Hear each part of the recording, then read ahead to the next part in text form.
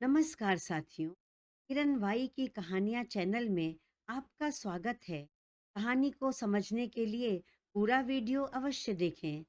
अंशुला ने संकल्प की आंखों में बड़े प्यार से झांकते हुए पूछा, वैसे हमें किस गुस्ताखी की सजा मिलेगी सर?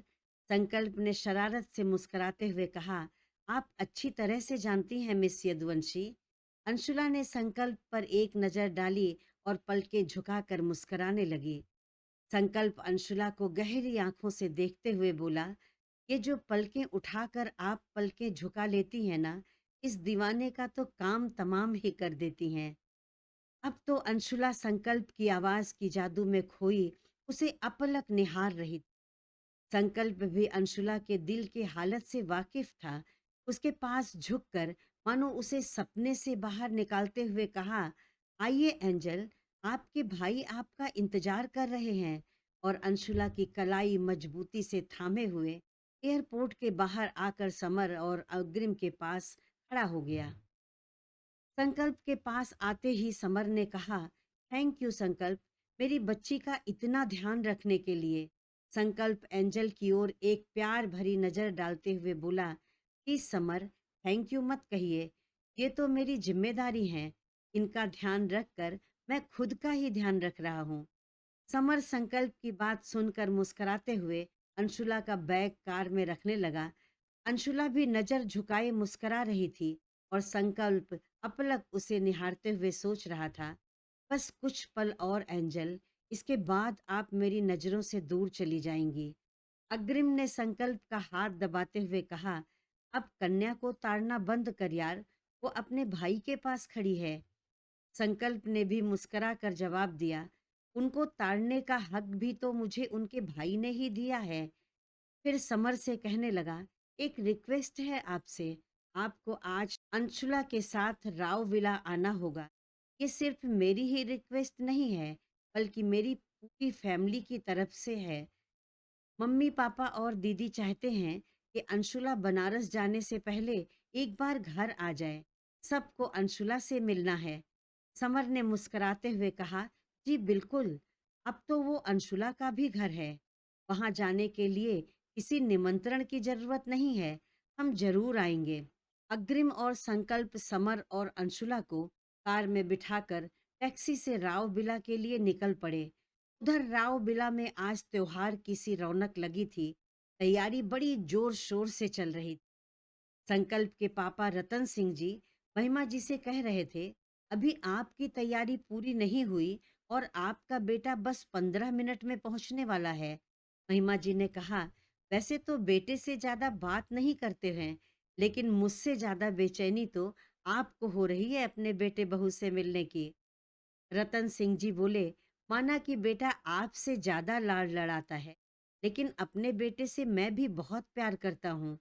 सब सोच रहे थे कि संकल्प के साथ अंशुला भी आएगी, इसलिए गेट पर फूल मालाएं लगा दी गई थीं। दरवाजे पर भी बंधनवार सजाया जा रहा था। सगाई के बाद पहली बार अंशुला घर आ रही थी और आज रिद्धिमा का कॉलेज नहीं है, तो वो भी भाई और भाभी के आने की खुशी में अपनी छोटी माँ के साथ तैयारियों में लगी थी। अभी भी वो महिमा जी के साथ बंधनवार लगवा रही थी। तब तक एक टैक्सी गेट के सामने आकर रुकती है। गाड़ी की आवाज सुनकर रिद्धिमा दौड़कर गेट के बाहर चली गई और संकल्प के कार से बाहर आते ही उसके गले से लग गई। संकल्प ने प्यार से उससे गले लगाकर उसका सिर चूमते हुए बोला, कैसा है मेरा बच्चा? रिद्धिमा ने कहा, भाई आप कितने दिनों बाद आए हैं। अब आया हूं तो 1 महीने रहूंगा रिम्मी, दोनों मिलकर खूब धमा चौकड़ी मचाएंगे। रिद्धिमा ने कहा, हाँ जी भाई, मैं तो कब से आपका वेट कर रही थी। संकल्प सोच रहा था, देखता हूँ अग्रिम को देखकर रिद्धिमा का क्या रिएक्शन होता है। आखिर भाई है, पहले तो खुद ही उसे पूरी तरह से आश्वस्त होना है। उधर रिद्धिमा को आते देखकर कार में बैठा अग्रिम जैसे वहीं जड़ हो गया। उसकी समझ में नहीं आ रहा था कि वो कैसे बाहर निकलेगा और कैसे संकल्प के सामने रिद्धिमा का सामना कर पाएगा। रिद्धिमा ने सोचा कि शायद अंशुला हिचक के कारण कार से बाहर नहीं निकल रही है। उसने जल्दी से आकर कार का दूसरा गेट खोल दिया, लेकिन गेट खुलते ही अग्रिम बाहर निकलने लगा था। रिद्धिमा का हाथ कार के गेट से ही चिपका रह गया। अग्रिम को देखकर वो सुन्न हो गई। उसके हाथ पैर जैसे वहीं जम गए थे। इतने सालों बाद रिद्धिमा को अपने सामने देखकर अग्रिम भी बेआवाज हो गया था। इस समय उन दोनों के मन में दर्द, प्यार, मायूसी जाने कितने भाव उमड़ रहे थे। अग्रिम ने धीरे से कहा, कैसी हो तुम? रिद्धिमा मानो नींद से जाग गई थी और जवाब दिए बिना अंदर चली गई। संकल्प इतनी देर से खड़ा ध्यान से उसके चेहरे पर आते जाते भावों को समझने की कोशिश कर रहा था। उसने अपनी बहन की आंखों में नमी पढ़ ली थी और बहन के मन का दर्द भाई की आंखों को भी नम कर गया था। उसने कहा, डोंट वरी लाडो, मैं तेरे मासूम से दिल के हर दर्द को चुटकी बजाते ही गायब कर दूंगा। महिमा जी और रतन जी भी बाहर आ गए थे। संकल्प के साथ अग्रिम ने भी रतन सिंह जी का पैर छूकर आशीर्वाद लिया। रतन सिंह जी मुस्कुराकर अग्रिम को गले से लगाते हुए बोले, वेलकम बेटा, आपको देखकर बहुत खुशी हुई। दरअसल संकल्प बिना इजाजत के खुद ही अग्रिम को लेकर घर नहीं आया था। उसने सुबह सुबह ही पापा मम्मी को फोन पर सारी बात बता दी थी। उनकी इजाजत मिलने पर ही संकल्प अग्रिम को राव बिला लेकर आया। महिमा जी ने संकल्प से कहा, मेरी बहू को क्यों नहीं ले आए बेटा? मैं तो उसकी ही राह देख रही थी। संकल्प माँ के पैर छूते हुए बोला, आप अभी से अपनी बहू का इंतजार करने लगी। This is not fair mom. महिमा जी ने बेटे के सिर पर हाथ रखते हुए कहा, तेरा इंतजार तो हर दिन करती हूँ, ये जानते हुए भी कि तू अभी नहीं आ रहा है। और फिर उनकी आंखें भर आईं। संकल्प ने उनको गले से लगा लिया और बोला, माँ अब तो मैं आ गया हूँ, फिर भी। महिमा जी आंखें पोंछते हुए सबको लेकर लिविंग रूम में आ गईं। बच्चों, तुम दोनों जाकर जल्दी से फ्रेश हो जाओ, तब तक मैं खाना लगाती हूँ। अग्रिम की निगाहें तो रिद्धिमा को ढूंढ रही थी और रिद्धिमा शायद उससे ही छिपकर किचन में जाकर खड़ी अचानक हुए अपने दिल की उथल पुथल से जूझ रही थी। उसने सपने में भी नहीं सोचा था उसके सामने यूं अचानक इतने सालों बाद एक दिन अग्रिम आकर खड़ा हो जाएगा। वो अपने को संभालने की भरपूर कोशिश कर रही थी, लेकिन ऐसे समय में खुद को संभालना इतना भी आसान नहीं होता। महिमा जी किचन में आते हुए बोली, अरे बेटा, तू यहाँ क्यों खड़ी है?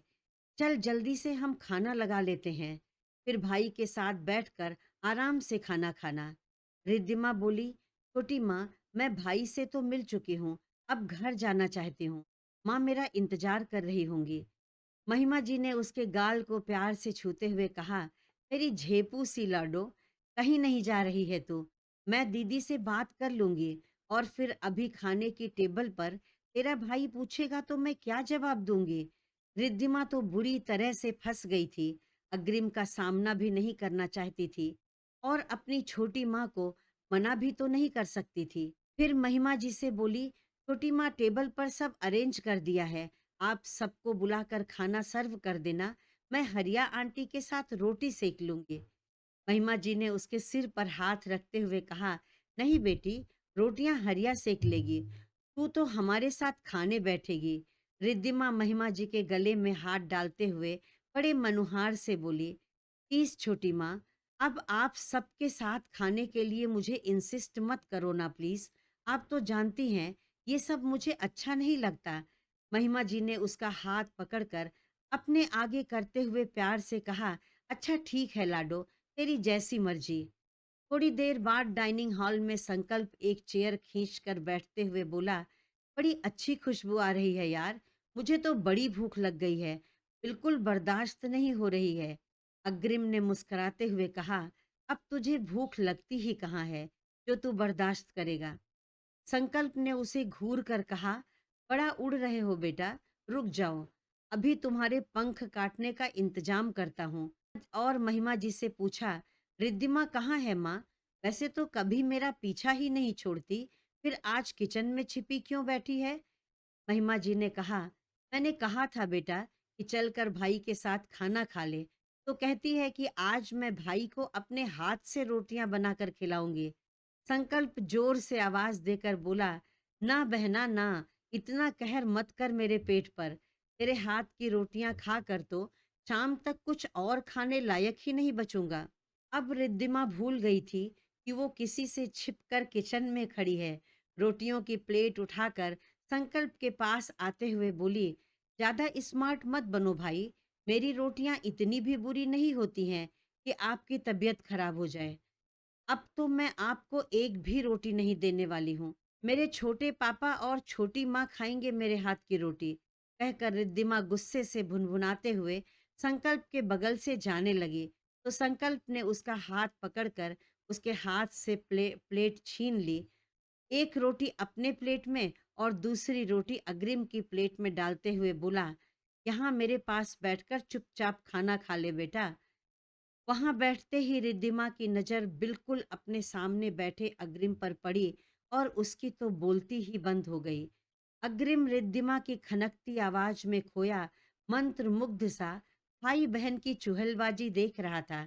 रिद्धिमा किसी तरह से वहां से बच निकलने का मौका सोच ही रही थी, तभी डोर बेल बजी। वो भागते हुए बोली, मैं खोलती हूँ। संकल्प की बड़ी बहन दिशा आ गई थी और दरवाजे पर रिद्धिमा चिल्लाकर बोली, अरे दी तुम आ गई। दिशा ने उसी तरह जोर से कहा, अभी कहाँ लाडो, अभी तो रास्ते में ही हूँ। रिद्धिमा दिशा की चुन्नी पकड़ते हुए बोली, क्या दी, आप भी मुझे भाई की तरह चिढ़ाती हो। जाइए, मैं आप और भाई से बात ही नहीं करूंगी। और महिमा जी के बगल में जाकर बैठ गई। डाइनिंग हॉल में पहुंचकर दिशा संकल्प को गले से लगाते हुए बोली, आ गया मेरे छोटे।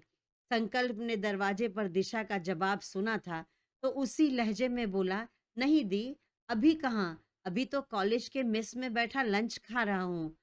अग्रिम सोच रहा था, बाई गॉड, दोनों भाई बहन एक से बढ़कर एक हैं। पता नहीं आंटी जी ने इन्हें बचपन में कौन सी घुट्टी पिलाई थी।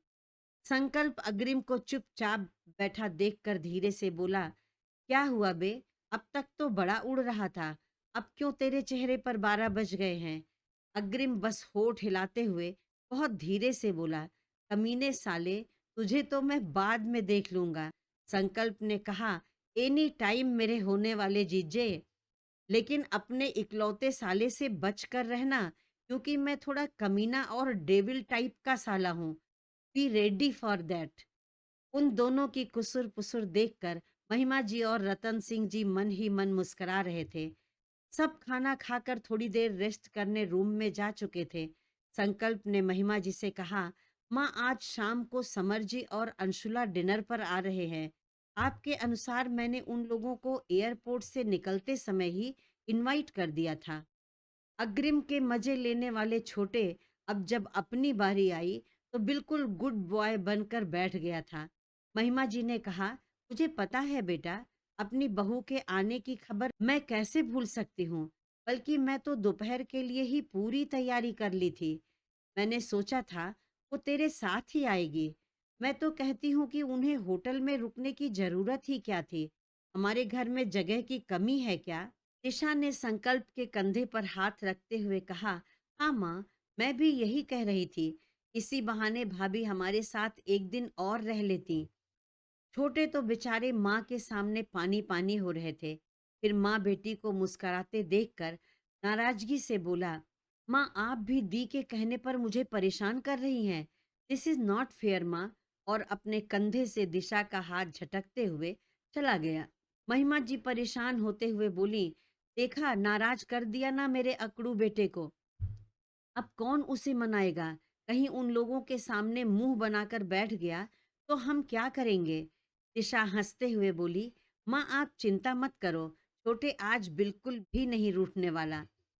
दिशा एक अच्छी सी ब्लैक कॉफी बनाकर संकल्प के रूम में पहुंच गई। डोर नॉक किया तो अंदर से आवाज आई, कोई जरूरत नहीं है दी, मुझे किसी से कोई बात नहीं करनी। दिशा रूम के अंदर आते हुए बोली, अपनी एंजल से भी नहीं। संकल्प झटके से उठकर बैठ गया और दिशा की ओर देखते हुए बोला, वो लोग तो शाम को आने वाले थे, फिर अभी कैसे। दिशा जोर से हंसकर बोली, मैंने कब कहा छोटे कि वो आ गए। संकल्प टेढ़ी निगाह से दिशा की ओर देखते हुए बोला, दी, आप फिर से चालू हो गई। सोच लीजिए, जो मैं शुरू हो गया ना, तो आप रोती रहेंगी आज दिन भर। दिशा ने संकल्प के बालों को ठीक करते हुए कहा, नहीं मेरे छोटे से भाई, मैं कोई शुरू नहीं हुई हूँ, बस तुझे एक झक्कास सा आइडिया देने आई हूँ। संकल्प अपनी हथेली पर अपना चेहरा टिकाए पेट पर आलथी पालथी मारे बैठ गया था। दिशा ने कहा, आज शाम के लिए सारे मेहमानों के बैठने का इंतजाम बाहर लॉन में ही करवा रहे हो ना? संकल्प ने हाँ में सिर हिला दिया। तो क्यों ना आज भाभी के साथ अपनी एक सुंदर सी रोमांटिक मुलाकात के लिए रूफ टॉप गार्डन पर एक छोटा सा कॉर्नर बना लो। संकल्प झटके से उठा। जब तक दिशा कुछ समझती, संकल्प ने उसे गोद में उठाकर गोल गोल घुमाने लगा। मेरी अच्छी दीदी, क्या आइडिया है तुम्हारे पास? वैसे ये सब किसने सिखाया? जीजा जी ने ना? दिशा हाथ पैर मारते हुए चिल्ला रही थी, छोटे छोड़ मुझे, तू जानता है ना कि मुझे डर लगता है। प्लीज नीचे उतार भाई। संकल्प ने कहा, माँ के सामने मुझे चिढ़ाने की सजा तो भुगतनी पड़ेगी ना दी। और जोर जोर से उसे घुमाने लगा। अब तो आपको जीजा जी ही आकर उतारेंगे। दिशा बोली, देख लेना, अब मैं तुझे कोई आइडिया नहीं दूंगी, बल्कि जब तू भाभी से अकेले में मिलेगा, मैं सबको बता दूंगी। संकल्प उसे खड़ा करते हुए बोला, मुझे जब मेरी एंजल से मिलने का मन करेगा, सबके बीच से उसे उठा कर ले जाऊंगा। No one can stop me. मुझे कोई रोक नहीं सकता, अंडरस्टैंड? और उसके थोड़े से बाल पकड़कर धीरे से खींच दिया। दिशा चिल्लाकर बोली, मैं माँ से शिकायत करके भाभी के सामने तेरे कान खिंचवाऊंगी।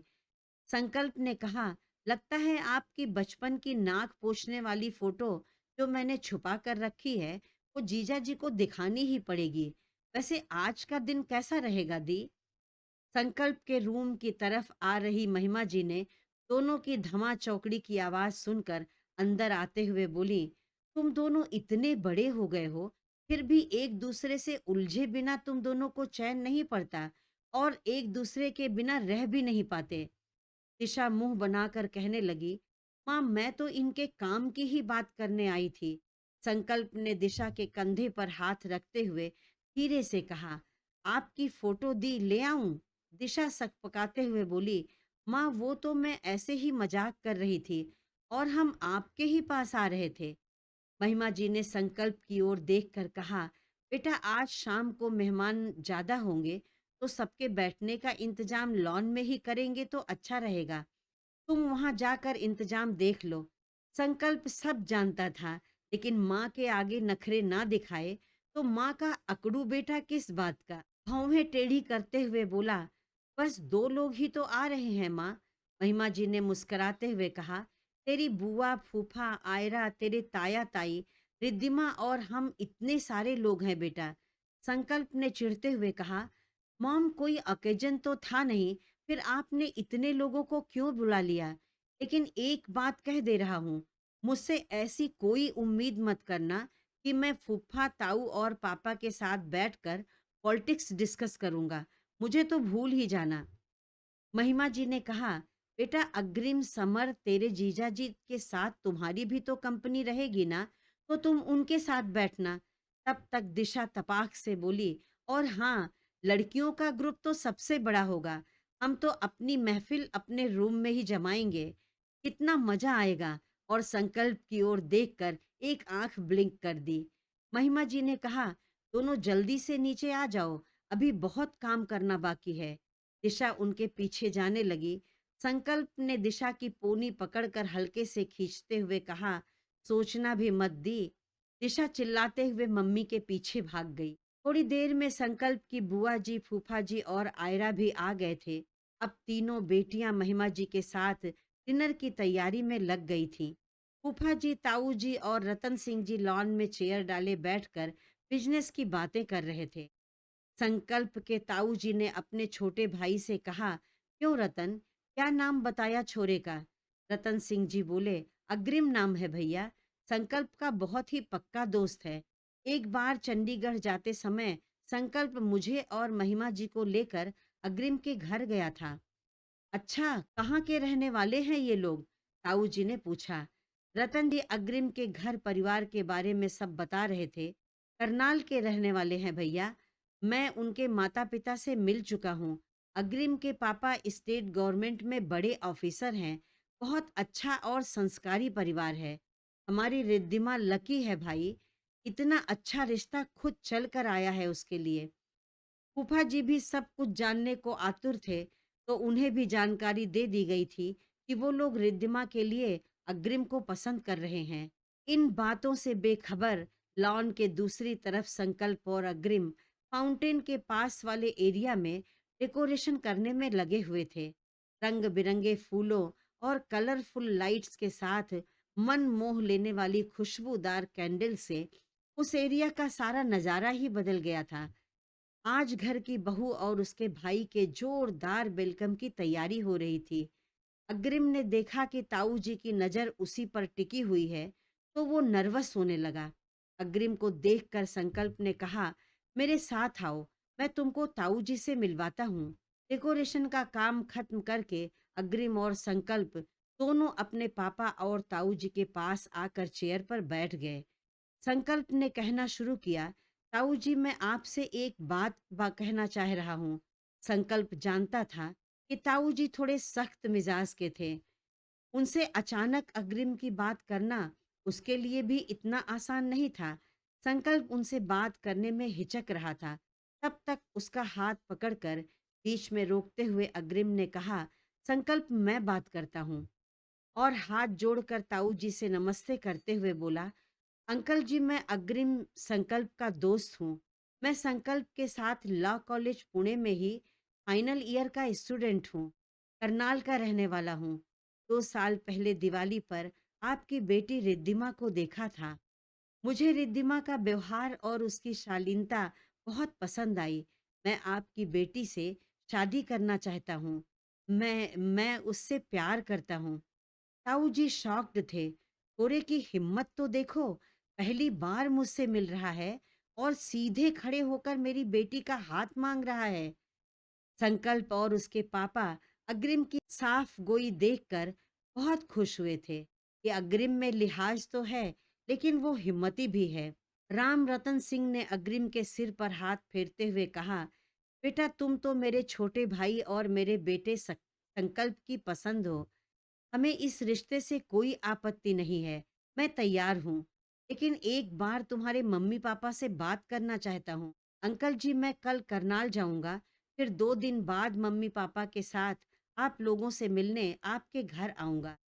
आप चाहें तो फ़ोन पर मेरे मम्मी पापा से बात कर सकते हैं। मैंने उन लोगों से अपने मन की बात बता दी है। संकल्प के पापा ने कहा, ठीक है बेटा, मेरे पास तुम्हारे पापा का फ़ोन नंबर है, हम बात कर लेंगे। अग्रिम उन लोगों के पैर छूकर संकल्प के साथ वहां से चला गया। अब लगभग पूरी तैयारी हो चुकी थी। संकल्प और अग्रिम एक पेड़ के नीचे चेयर लगाकर बैठे रेस्ट कर रहे थे।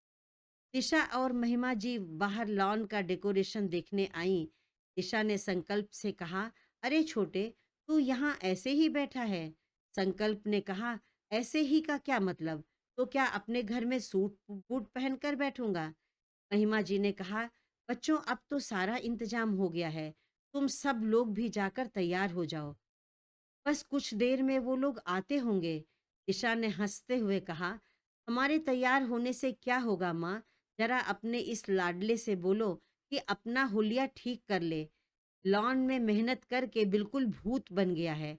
ऐसा ना हो कि आपके छोटे का हुलिया देखकर अंशुला भाभी अपना इरादा ही ना बदल दें। संकल्प चुपचाप दिशा को घूर रहा था। महिमा जी उसके सिर पर हल्की सी चकपत लगाते हुए बोली, चल बदमाश, कुछ भी बोलती है। थोड़ी देर बाद गेट से कार के हॉर्न की आवाज आई, जिसने सबकी निगाहों को सतर्क कर दिया। लॉन में बैठे हुए लोग गेट की ओर चल पड़े। संकल्प अपने रूम में फ्रेश होने आया था। कार की आवाज उसने भी सुनी और उसका दिल धड़क उठा। आज एक बार फिर संकल्प के कदम अपने रूम की की ओर उठ गए थे, जैसे पहली बार जब अंशुला राव बिला आई थी और दोनों की शादी तय हो गई थी। उस दिन ना चाहते हुए भी अनजाने में ही अंशुला को लेकर जाती हुई कार को वो यहीं इसी खिड़की से खड़ा दूर तक देखता रहा था। पर आज तो सब कुछ बदल गया है। संकल्प और अंशुला दोनों के मन में एक दूसरे की फीलिंग्स बदल चुकी हैं। आज अंशुला संकल्प की जिंदगी बन गई है, वहीं संकल्प तो अंशुला की धड़कनों के साथ उसके दिल में ही धड़कता है। अंशुला कार से उतर रही थी, मैरून कलर के ए लाइन सूट पहने और कमर तक लटकती काली घनी केश राशि में उसका दमकता गोरा रंग और निखर आया था। आज वो किसी अप्सरा से कम नहीं लग रही थी। संकल्प ने मन ही मन कहा, मेरे इस बेचारे से दिल पर आप कितना जुल्म करती हैं प्रिंसेस। जितनी बार भी मैं आपको देखता हूँ, हर बार आप पहले से ज्यादा ही खूबसूरत लगती हैं। और ऐसा कैसे हो सकता है कि जब संकल्प की निगाहें अंशुला पर टिकी हों और अंशुला की धड़कनें खबर ना पहुंचा दें। अंशुला की नजर इधर उधर से होकर संकल्प की खिड़की की तरफ चली गई। संकल्प ने मुस्कुराकर हाथ हिलाया तो अंशुला के होठों पर भी एक हल्की सी मुस्कान आ गई। और दिशा ने इस मुस्कान का सबब समझ लिया था। वो आगे बढ़कर अंशुला को गले से लगाते हुए बोली, दिस इज नॉट फेयर भाभी। जिनको देखकर आपके चेहरे पर इतनी क्यूट सी स्माइल आ गई है, मैं उनसे पहले आपके स्वागत के लिए खड़ी हूँ।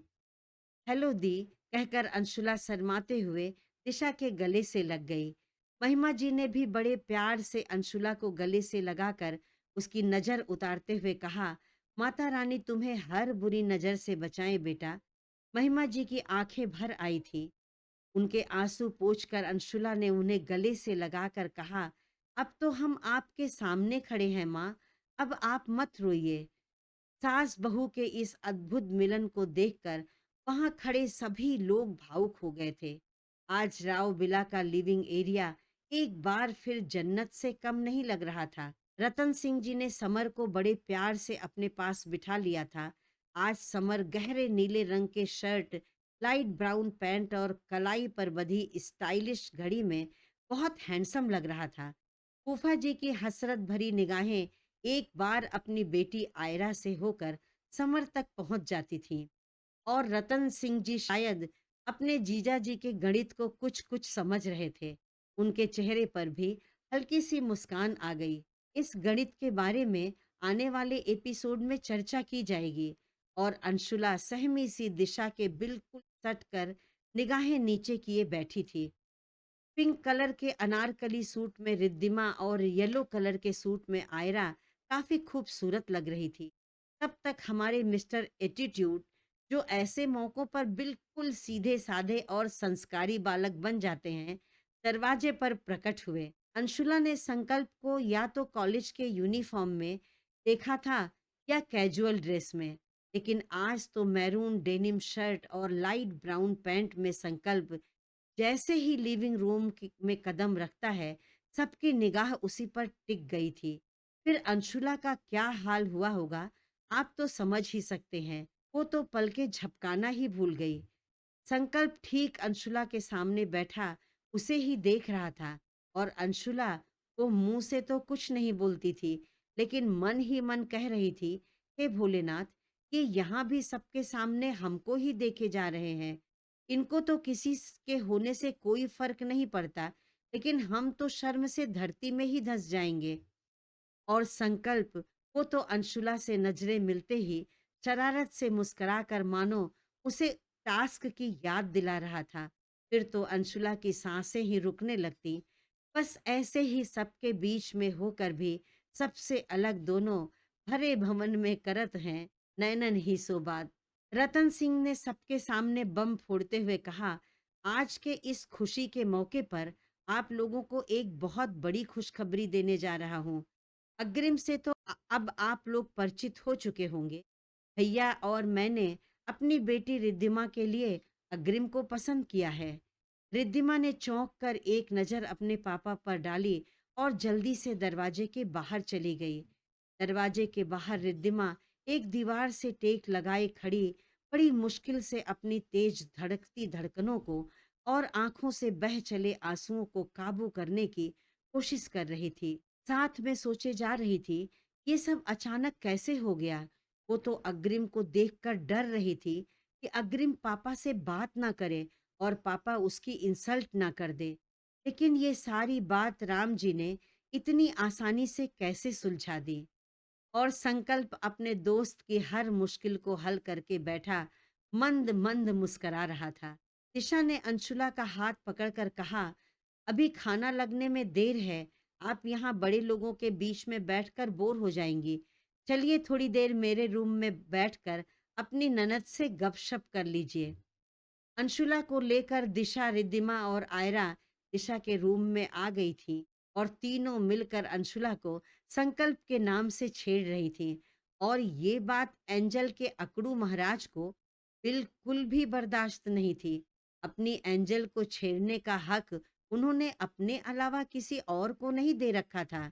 और संकल्प क्रॉस लेग किए कान्हा जी की तरह शरारत से मुस्कुराते हुए दिशा के दरवाजे से टेक लगाए खड़ा था। संकल्प ने डोर नॉक किया तो दिशा ने कहा, जब दरवाजा खुला है तो नॉक करने का क्या मतलब है छोटे? संकल्प को देखकर तो तीनों लड़कियां बिल्कुल शांत हो गईं। अंशुला तो हैरान हो गई थी कि ये एरोगेंट यहाँ भी आ सकते हैं। लेकिन दिशा ने कहा, तुम यहाँ क्या कर रहे हो छोटे? क्यों? मेरे यहाँ होने से किसी को कोई प्रॉब्लम है क्या? वैसे होनी तो नहीं चाहिए, लेकिन हो भी तो आई डोंट केयर। संकल्प ने लापरवाही से कहते हुए बेड के ऊपर तकिए पर एक कोहनी मोड़कर बैठ गया। दिशा ने कहा, छोटे तुम्हें तो इस समय अग्रिम और समर के साथ होना चाहिए था। संकल्प ने मुस्कुराते हुए कहा, समर और अग्रिम आराम से बैठकर बड़ी स्वीटली बातें कर रहे हैं। अब वहाँ मेरी ज़रूरत नहीं है। वैसे भी मैं इतनी स्वीटनेस से पक चुका था यार। फिर आप माँ और मामा जी के पास भी तो बैठ सकते हैं। यहाँ हम लड़कियों के बीच में आपकी कोई ज़रूरत नहीं है, आयरा ने कहा। मैं कब क्या करूँगा, इसे मेरे अलावा और कोई नहीं डिसाइड कर सकता, संकल्प ने कहा। अंशुला मुस्कुराकर संकल्प की ओर देखते हुए मन में बोली, बड़ा हीरो बना जा रहा है अपनी बहनों के आगे।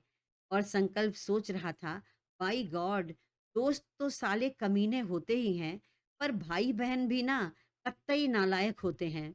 मेरी शराफत का नाजायज फायदा उठाया जा रहा है, और वो भी मेरी बहनों के द्वारा। उसने अंशुला की कलाई थामते हुए एक भौं चढ़ाकर बोला, सॉरी सिस्टर्स, मुझे अंशुला से कुछ जरूरी बातें करनी है, तो प्लीज एक्सक्यूज अस। तीनों लड़कियां तो संकल्प की डेयरिंग देखकर भौचक के मुंह बाए खड़ी रह गई थीं। अंशुला घबराई सी संकल्प के साथ जाने लगी। और हाँ, संकल्प ने पीछे मुड़कर दिशा से कहा, जब तक इनसे मेरी बात पूरी ना हो जाए कोई हमें डिस्टर्ब नहीं करेगा। It's that clear? संकल्प ने मुस्कुराते हुए कहा और रूम से बाहर निकल गया। संकल्प अंशुला को लेकर अपनी कोठी की रूफ टॉप गार्डन में आ गया था। एक कॉर्नर में बड़े बड़े गमलों को करीने से रखकर एक झुरमुट सा बना दिया था। एक छोटी सी राउंड टेबल के किनारे दो चेयर्स लगी हुई थीं। पूरे रूफ टॉप पर तो तेज दूधिया रोशनी फैली थी, लेकिन इस एरिया में कुछ डिम लाइट्स और कैंडल की धीमी रोशनी एक अलग ही एहसास करा रही थी। इस कॉर्नर को संकल्प ने अपनी जान के लिए खुद अपने हाथों से सजाया था। अंशुला तो जैसे किसी स्वप्न लोक में संकल्प का हाथ थामे खड़ी थी। क्रमशः साथियों, मेरी कहानी आपको कैसी लगी? अच्छी लगी हो तो इसे लाइक कर दें और कमेंट में लिखकर जरूर बताएं। ऐसी ही और मनोरंजक कहानियां देखने के लिए मेरे चैनल को सब्सक्राइब करके बेल आइकन दबाना ना भूलें। धन्यवाद।